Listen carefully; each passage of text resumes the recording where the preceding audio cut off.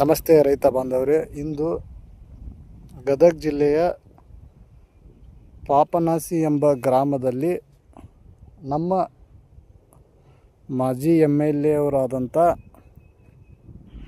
Kurudagi sir ಅವರ ಮೊಮ್ಮಗರಾದ ವಿನಾಯಕ್ ಮೋಹನ್ ಕುರುಡಗಿ ಸರಿಗೆ ಸುಮಾರು 1500 ಗಿಡಗಳನ್ನು ನಾಟಿ ಮಾಡಿಸಿರುತ್ತೇವೆ.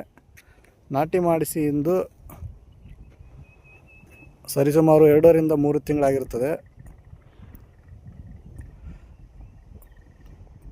ಪ್ರಗತಿಯಲ್ಲಿ ಅವರು ಡಾಕ್ಟರ್ ಆಗಿರುತ್ತಾರೆ ಮತ್ತು ನಮ್ಮ ಪ್ರಾಜೆಕ್ಟಿಗೆ ಈ ರೀತಿಯಾಗಿ ಎಂದು ತಿಳಿಸಿದಾಗ ಅವರು ಸಹ ಒಂದು 5 ಎಕರೆ ನಾಟಿ ಮಾಡಿ ಅವರ ಆಸಕ್ತಿ ನೋಡ್ತಿರ್ಬೋದು.